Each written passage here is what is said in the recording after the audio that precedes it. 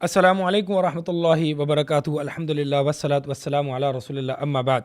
جناب رمضان آ رہا ہے اور راتوں کو انشاءاللہ ہم نے نائٹ میچز کے جو ہیں وہ سیشنز رکھنے ہیں، ٹورنامنٹس رکھنے ہیں، اور کچھ سیزنز یا ایپیسوڈز موویز کے رہ چکے ہیں تو وہ بھی ہم نے پورے کرنے ہیں۔ لیکن دن میں تو چونکہ ہم روزے سے ہوتے ہیں تو ہم یہ دن میں تو کام کر نہیں سکتے ہیں، لہٰذا افطار کے بعد رات بھی تو پوری گزارنی ہے، تو رات کو ہم یہ سارے کام کریں گے کیونکہ رات کو ہم روزے سے نہیں ہوتے، تو گویا کہ رات کو اللہ تعالیٰ کی نافرمانی کرنا یہ کچھ لوگوں کے لیے جائز معلوم ہوتا ہے۔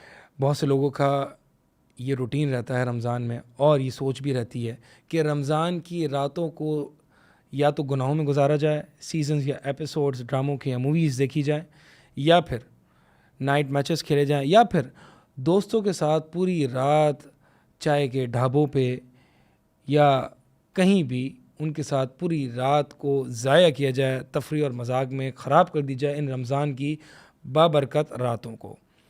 تو گویا کہ یہ لوگ یہ سمجھتے ہیں کہ رمضان کی عبادت صرف دن تک ہی محدود ہے، دن میں روزے رکھنے اور پھر بس عشاء کے بعد تھوڑی بہت تراویح پڑھ لی تو بس یہ رمضان کی بابرکت کی مہینے کی جو برکتیں ہیں اس کو ہم نے گویا کہ یوٹیلائز کر لیا۔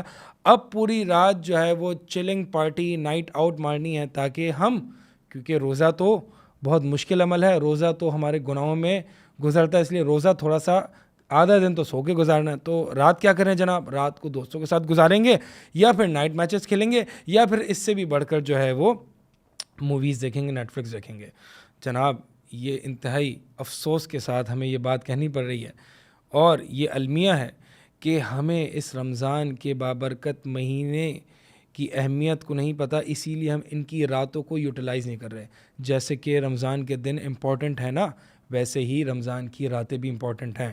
رمضان کی راتوں کو نبی علیہ الصلوۃ والسلام کیا کرتے تھے؟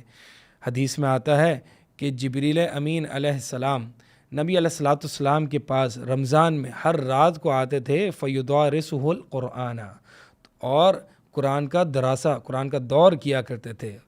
یعنی ابن رجب حنبلی رحمہ اللہ فرماتے ہیں کہ راتوں کو، رمضان کی راتوں کو قرآن کا دور کرنا، قرآن کو یاد کرنا، اس کی تلاوت کرنا، اس کو پڑھنا، قرآن کی کلاسز اٹینڈ کرنا، اس کو سمجھنا، یہ مستحب ہے۔ نبی علیہ الصلوۃ والسلام کا طریقہ ہے، جبریل امین کے ساتھ آپ صلی اللہ علیہ وسلم ہر رات یہ عمل کیا کرتے تھے۔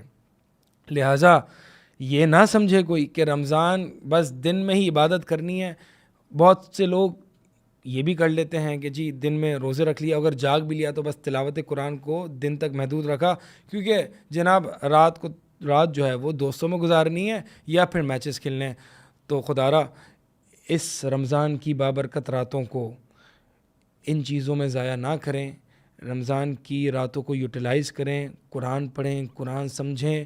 بہت سی جگہوں پر تراویح کے بعد خلاصہ قرآن ہوتے ہیں، بہت سی جگہوں پر قرآن تفسیر اور ترجمے کے ساتھ ہوتی ہیں، یا پھر اگر کہیں نہیں جا سکتے تو ہمارے پاس آن لائن بہت سارے آپشنز اویلیبل ہے، ریکارڈڈ تفسیر ہوتی ہیں، یا پھر آپ خود سے قرآن کو مختصر سی تفسیر احسن البیان، شیخ صلاح الدین یوسف رحمہ اللہ کی تفسیر احسن البیان، اس کو پڑھ لیں، کچھ نہ کچھ قرآن کا دراسہ کریں، قرآن کا علم حاصل کریں، قرآن کو پڑھیں، زیادہ سے زیادہ تلاوت کریں۔ تو یہ رمضان کی راتوں میں کرنے والے کام ہیں۔ تو لہٰذا رمضان کو ضائع ہونے سے بچائیں۔